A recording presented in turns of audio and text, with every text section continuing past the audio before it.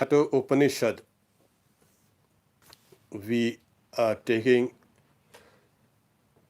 book 2, section 2 and canto 3, as I say. 2, 2, 3. 2 to 3? Yes, 2, 2, 3. The name of the talk? 2 to 13. Today we are going to speak about the Samsara, the tree of Samsara.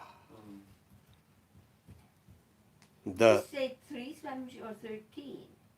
3. 3. I have chapter 13, no? No, It's 3? 3. Oh, okay. 3, Okay. 2, 2, 3. Okay. 2, 2, sorry, 2, 2, 3, 1.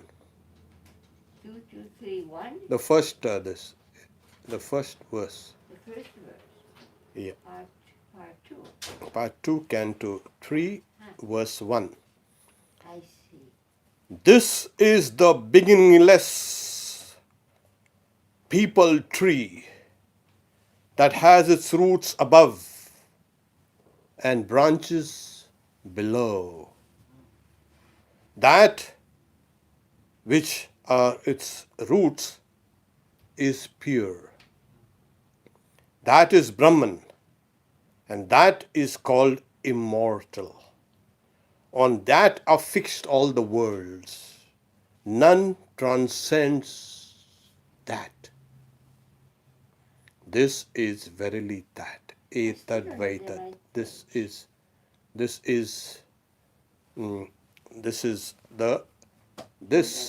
none transcends that. 2 chapter Angsa Suchi Sad. Oh yeah.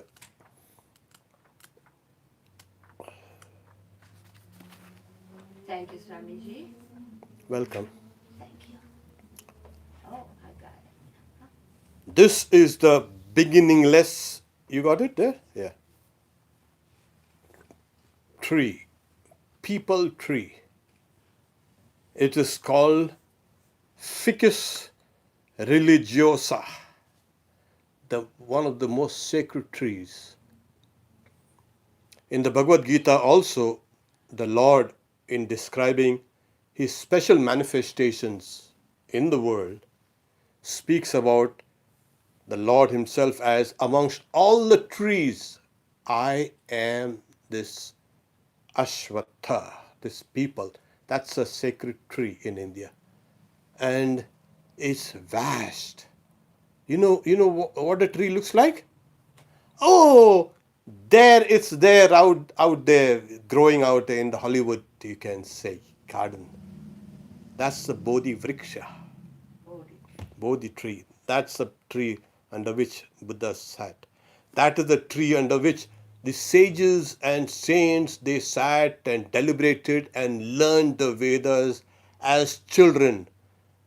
The tree was always sacred.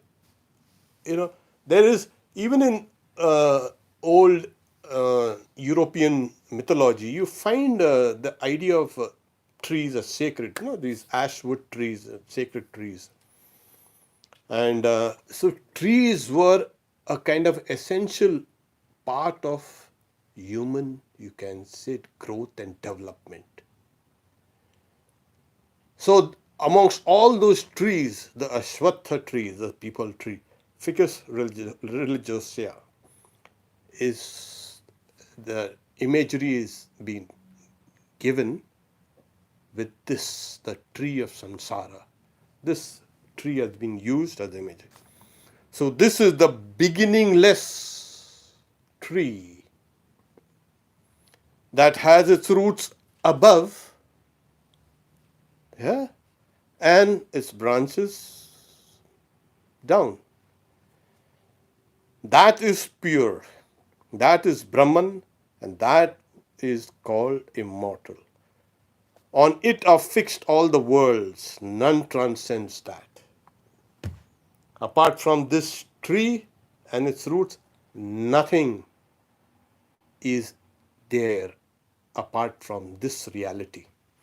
But reality, what kind of reality is this?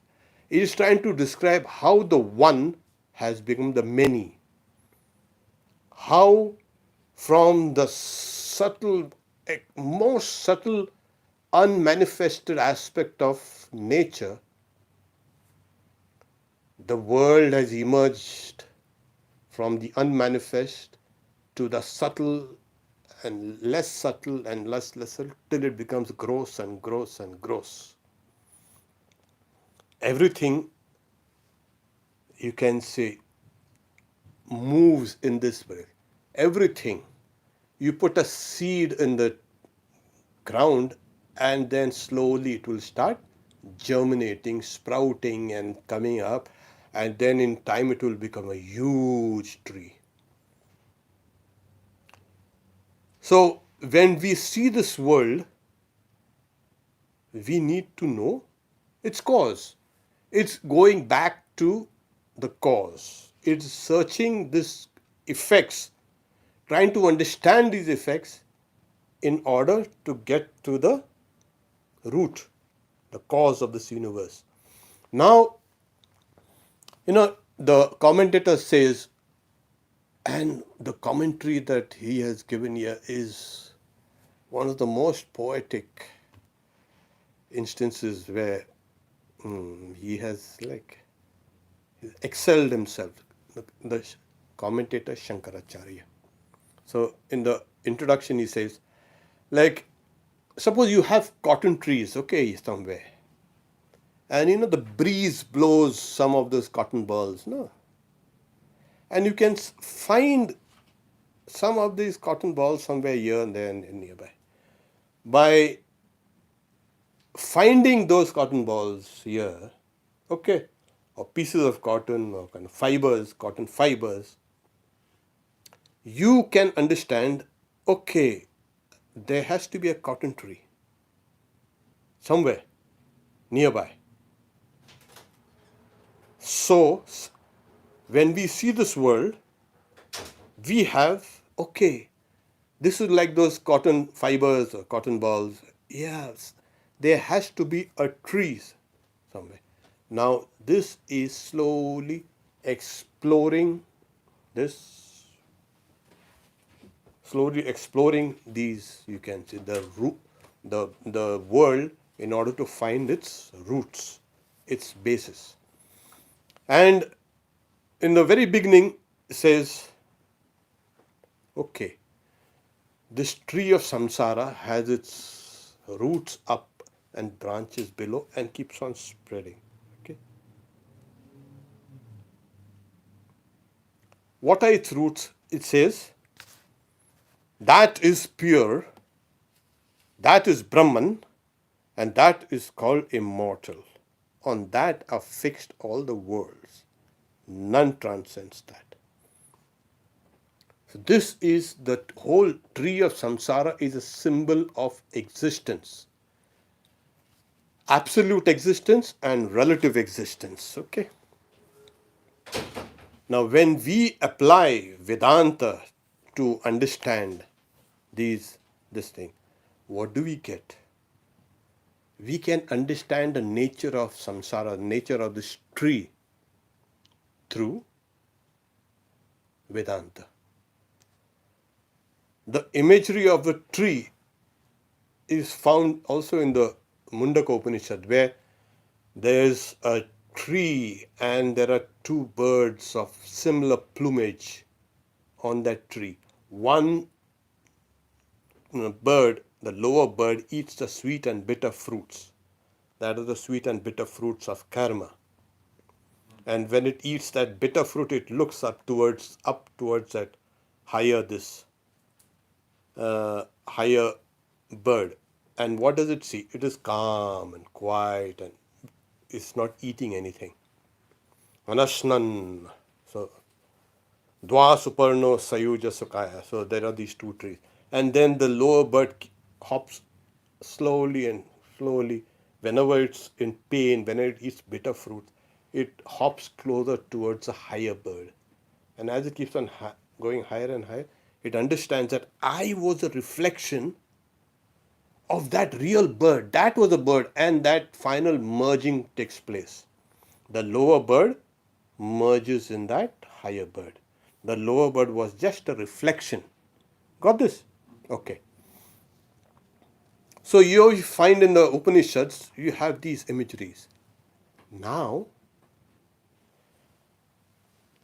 when this imagery of this tree is being spoken about, okay, do we find such a tree upside down with its roots up and its branches below? Yeah, you're right. You can see it, you go on the banks of the river and you see those trees. Those trees are reflected. They look upside down. You look at the reflection in the water of those trees, and what do you see? Upside down. So this whole world is actually a reflection. We are seeing it wrongly. We are not seeing the real thing. When you're seeing this world, okay, yeah, it's there. But this is a reflection, it's not real. Reflection of what? That is supreme. That is immortal. That is the truth. On that are fixed all these things. I'll read the Sanskrit. Because you can see it in the water. What kind of tree is that? Any tree, Any tree. If you look in the water, you see the reflection of that tree which is on the banks. Opposite side on of the the back. banks. And it is upside down. Yeah, you see the On the reflection opposite always. side. You see, You see yourself also. I haven't looked into Oh, it before. hi. But also the tree. Okay, wait. We'll take these things later up. Ashwatha. I will explain it word by word.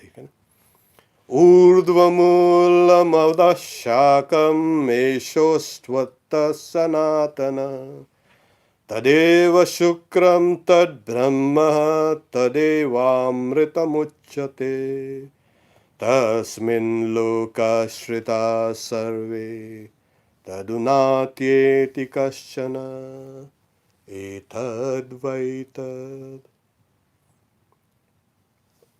Urdhvamula, the roots up, adashaka. In the 15th chapter of the Bhagavad Gita, and that's the reason why I bought the Bhagavad Gita. In the 15th, the first 3 verses describe the same imagery. And in a little more elaborate way than this and the other verse. So I say, one who knows the Pipala tree, the Ashwatha tree, this tree of the world, which is said to be imperishable, with its roots in the primeval being, whose branch is represented by the Creator, and whose leaves are the Vedas. One who knows this tree is a knower of the Vedas. Fed by the 3 gunas of Prakriti, Sattva, Rajas, Tamas, and having sense objects for their tender leaves, the branches of the aforesaid tree extend both downwards and upwards, and its roots, which bind the soul according to its actions in the human body, are spread in all regions, higher as well as lower. The nature of this tree of creation does not, on mature thought, turn out what it is represented to be. For it has neither beginning nor end, nor even stability. Therefore, cutting down this tree, which is most firmly rooted in the form of the world, with the formidable axe of dispassion. Asanga shastrena dridena chitva. So, this is like, we'll take this up one by one. The word ashwatha, that which will not last tomorrow. Okay. Why not tomorrow? We are seeing this. Yeah, always, all the time. And it's saying it's imperishable. Yeah. On the dawn of knowledge. Okay. And the word commentator says, vriksha means that which is felled. There is no tree that does not fall at one point, either due to a storm, a tornado, or an earthquake, or simply old age. Even the Joshua trees, which are supposed to be very, very, very, very old. How long did Joshua live? 900 years? 800 years? Something like that. Not even Joshua. what there was. Yeah. God damn. You don't even.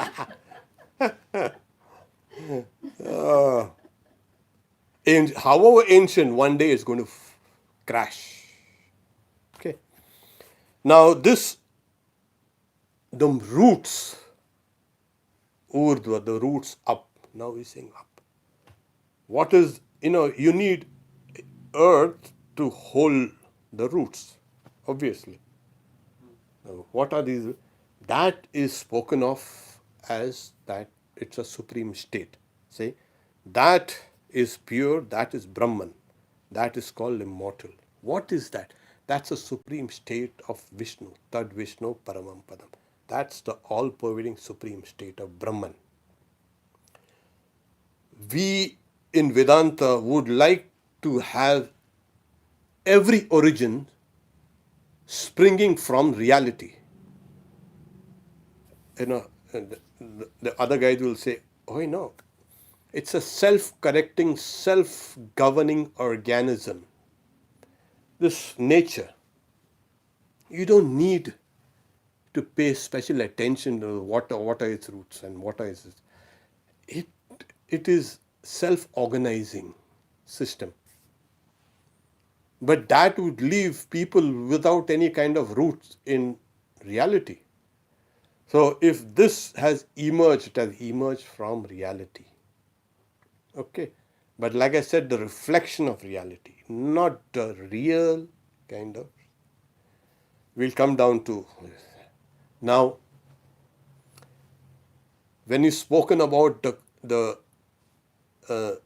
collective, the whole creation coming out from that root of reality, which is Brahman, we must also remember it's also speaking about that tree emerging from your own reality, from your own heart.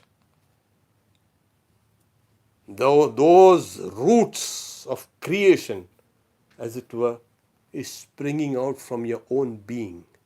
You are also a part of that reality.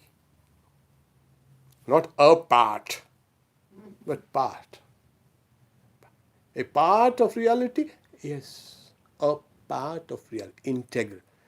So, on the individual level, this tree represents you, me, everything in this universe.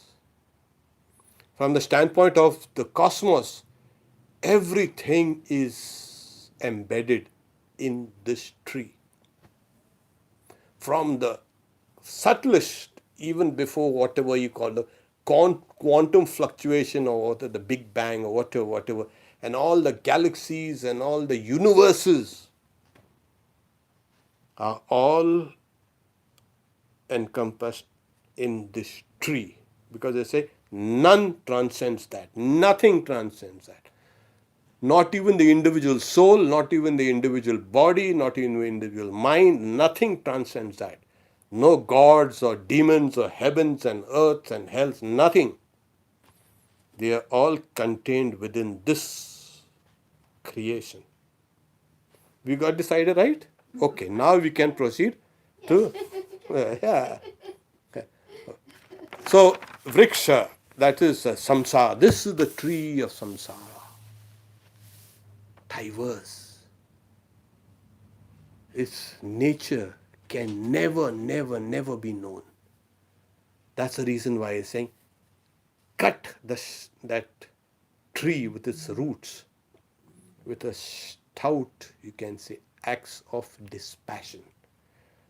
Don't try to understand this tree in its totality. Try to understand it because it will lead you to reality. That's the only, you can say,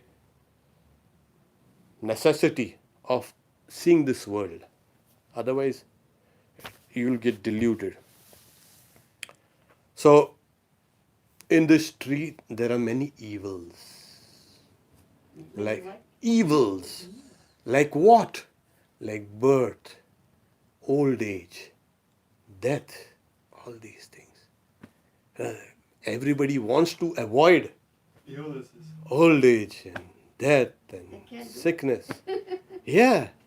But you would go further and say, even birth is an evil. Oh, yeah. So we have this, it's branching out, slowly and slowly and slowly it's coming out. So the moment you understand its nature, as I say, it disappears. Why? Where does it go? It disappears like, in India we have this Gandharva Nagari, the city of you can say, the singing minstrels. These are the you can say, gods, They are good at playing music. And sometimes, the formation of the clouds are such that it appears as if, like, it's kind of a city in the sky. It appears like a city or some town or something like that. That's called the Gandharva Nagari. It's like that. Or like a water in a mirage. It's unsubstantial. You're seeing it, but it's really not there. Okay? So that's the reason why they say it disappears on the perception of truth, on the perception of its roots. What we are seeing now is all the stems and the branches and the twigs and the flowers and fruits. That is what. So We are what like dis- this. What disappears is the roots of the tree or the branches?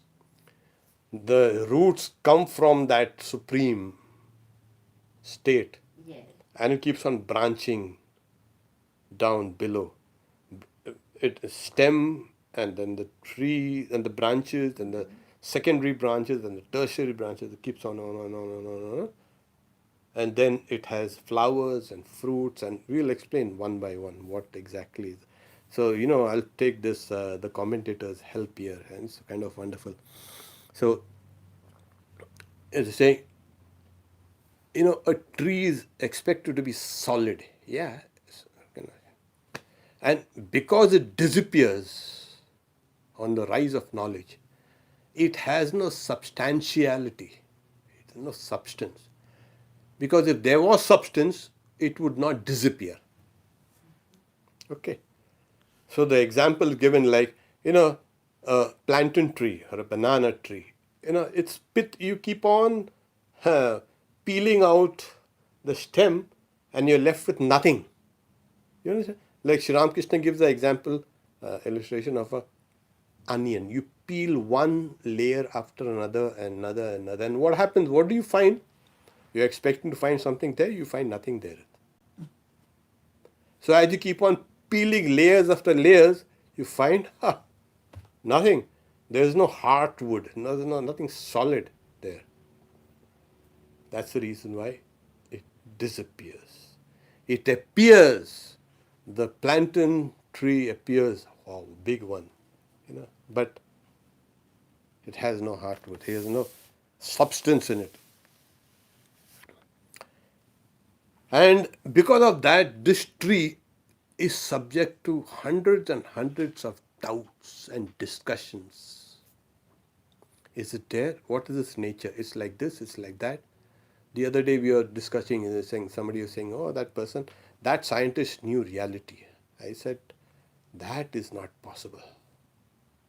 Nobody can say he or she understands reality fully. It's just not possible. Because if you say, I know, some other factor will come and you will have to integrate that new factor into this. It will upturn all your theories, all your philosophies. So the very fact that this idea of I know this, that is a pride of the intellect. Until that is not humbled, you will not understand. Sri Ramakrishna says that water accumulates on low ground, not on a high mold. It runs away. So all spiritual knowledge and all excellent spiritual qualities accumulate where there is humility. So the first humility one needs to bring it in the intellect of our being. We think we know. Yeah, I know. I've seen that. I've eaten that. I've done. Oh yeah. Keep on. Yeah. What do you know? You don't know anything. You know little. So it is growing. And how does it grow?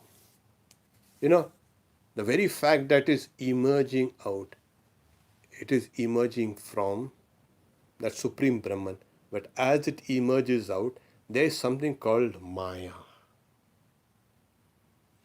So Maya is the trunk, and on which everything, this Maya, okay. And this Maya gives rise to desires, and the desires gives rise to karma, action, and action gives rise to the results of action. And there we get caught. Avidya, kama, karma, Maya, desires, action, reaction, and there we get caught in this whole mess. Okay? So we have this, and then you have these various, you can say, branches, and the various branches are nothing but all these, the whole collection of all subtle bodies, of all the beings living on that tree. So these subtle bodies are these branches. Then you say the leaves are the Vedas, Chandas. It's Vedas and logic and discourse and all these, as a commentator has kind of said, learning and instructions. The lovely flowers are the many deeds that we do and many work that we do. Beautiful flowers. Oh, you do something nice and see, I've done this. Oh, yeah. And then fruits are that hankering. Out of desire, we hanker for certain things. That are its fruits. So this whole tree is like this. And, it's constantly, as you keep on looking and interacting with this tree of the world, samsara, tree of samsara, it is like, watering that tree. And it keeps on growing. Right? You say, what's the water? Who's giving the water? Yeah, giving the water, yeah. Every time you're looking at this world, you're interacting with it, you are kind of sprinkling the water. Sprinkling water. So that is hastening its growth. There are some people who are so enmeshed in the world, they simply can't extricate themselves. It's very difficult. Oh, what will happen to this and that and this and that? Hundreds of things. Just let go. See what happens. This tree has been since immortal times. There for as long. Has this tree been seen? My grandfather, great-grandfather, great-great-grand. Oh, yes. Has Adam seen it? Yes. Maybe Adam he took that apple, whatever, from this tree only. Oh, yeah. Everywhere, in all cultures, you will find the symbology of the tree. Everywhere. So, maybe it was an ashwatha tree, not an apple tree. Besides, you will not get apple in the Middle East, apple trees. So, sorry. Apple a day keeps the physician away. The physicians say an apple a day doesn't do it. That's a wonder. So, and in all these world, every tree has birds and then nests, And all the worlds, whatever worlds are there, are like those nests. And in there, all the fledglings live. Starting from the Brahmaloka, we are here, this is the Bhuloka, Bhur, Bhuva, Suva, Maha, Jana, Tapa, Satya. All these worlds and even the nether worlds are nothing but big nests where we are all living there in those nests. Okay. And saying, and this is another classical, you can see. I like to read this from the commentator. It has its uproar, it's noisy, birds and all, they kind of uproar, rendered tumultuous through the various sounds arising from dancing, singing, instrumental music, play, jest, clapping, hitting the arms, laughing, pulling, crying, exclaiming, "Oh, leave me, ah ha ha, muncha, muncha, muncha." So all these various things are going on. Let's party. Yeah, go. That is what is being described. Go out and party. That's the nature of samsara. That's the nature of the world. That's what is being explained there. You're laughing, joking, talking, ha ha, ho, ho. This is the whole world is a party. Enjoy yourself. See how was the enjoyment? And then he said, it is felled by the weapon of detachment. So it is, why all this noise? Because there's pain and pleasure. Okay. There's always pain and pleasure, obviously. And it is felled by the weapon of detachment. You detach yourself from that, from all this kind of tendrils and leaves and branches and twigs and all these things that are trying to hold you. And I've got a nest here, I've got all these people here with me. What about them? Okay. So the Ashwatha, it's ever unsteady. So here we have this tree is constantly shaken with our constant uproar and interaction with other birds. If you notice, like when it is dusk, when the birds fly back to their nest, and especially in a tree which has many birds living, you see the cacophony. You heard it? Yeah, it's exactly that. And not only human beings, all beings. All beings are now, they come here resting after moving about all over the place, and they are chirping and biting at each other, making friends with each other, this, that, all these things. So these branches, it's not only the human world, but all the higher worlds and the lower worlds also. Everything that exists from the temporal standpoint, not from the absolute standpoint, has its being here on this tree. Whether they are gods, or demigods, or semi-gods, or minstrels, there are huge number of, you can say, discarnate beings, those who don't have bodies. Okay, the Siddha Lok, Gandharva Lok, Yaksha Lok, Kinnara Lok, and this, and then you have the Pitri Lok and Deva Lok.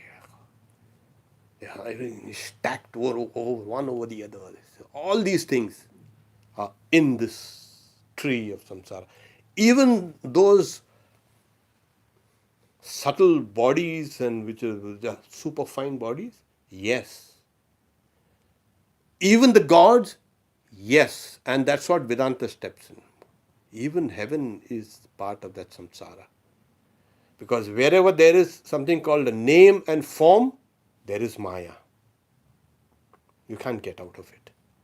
So you want to go to heaven, the name and form. There's a name and form there. Besides, that day we were discussing where people want to go to heaven and they will see their parents and this and that and their beautiful shining bodies and this and that. They'll never meet their wives, You see, they meet their parents and their relatives mostly. But nowadays, many people don't want to meet their parents and because of abusive behavior. No, no, I don't want to meet. So you're left alone. So you go, and that's another samsara. You're meeting people and interacting with them. Fortunately, at Christ, there's no marriage and giving in marriage. It's not there. That is out. Thank God for that, at least. There's some sanity. Okay. So, what this, the communists say, everything, the most subtlest world there is nothing but in samsara. Samsara means samsarati, constantly moving, constantly vibrating, constantly shaking. So its nature can never be discerned correctly.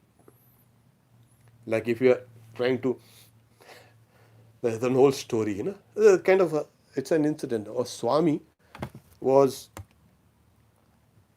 on his, peregrinations, that is, holy wanderings, and he came across a child weeping, inconsolable.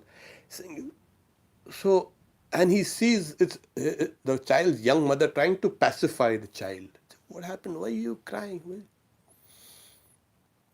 So, the child is trying to, with its, babble, amidst its tears, it wants to catch its shadow. And it's running behind its shadow, and as it runs, the shadow also runs. And that's why it is so sad and it's weeping. So that Swami, he called, come here. Do you want to catch a shadow? Saying, yes. Okay. They stood with the sun at the back. You see, this is your shadow? Yeah. This is my shadow? Yeah. You want to catch it there? Yeah. No. Wait. Just stand still. Okay. See, I'm going to catch my shadow and then you follow me. How are you going? So what he did was, the Swami put his palm on his head like this. See, I've got my shadow. Now you do the same. And the child did that and it's so happy. It caught its shadow. Don't run after the shadows, your shadow. Don't run after the samsara. Go to the root and there you'll find, you've been able to catch the whole thing. And no longer will you laugh and cry and weep and wail because you have caught the root. So, Tadeva Shukram, that is Shubram, that is pure. Tad Brahma, that is Brahman. So, Tasmin Lokashrita, all these worlds are established, Ashrita, Ashram, that which is supported. It supports all these worlds, diverse worlds. And you see, we see this is the kind of a earth and this is a human world. Yeah. But there are worlds ranging from the ant. We have wonderful life out there from the lowest, and it's more organized. Imagine. It seems the more we evolve, the more disorganized we become. From the standpoint of society, the colonies of ants are so kind of systematic. Everybody does their work properly. But in the human world, it's so disorganized, it's chaos. So we think, the ants. No. There are more ants than human beings, and they weigh probably more than all the human beings combined together. So there are worlds within worlds within worlds in this world. Here in this room, there are worlds within worlds within worlds. We don't see it. So all these worlds are hooked, supported on this. And it's saying, none transcends that. Nothing else transcends this. Urdhva mulo vakshaka esho svata sanatana tadeva shukram tad brahma tadevamritamuchyate tasmin lokashrita sarve tadunatyeti kaschana etadvaija. This is that. So at the beginning we are speaking about that the roots of this tree. Where do you go? Where do you go to see the roots of these trees of samsara? Go down deep within you, in the core of your being, down deep in your heart. You will find that reality, that Brahman, which they call, they say, Uchchate, Tad eva Shukram. That they say that is pure, that is Brahman, that is immortal. There, as you go deep inside, you don't have to go to those trees.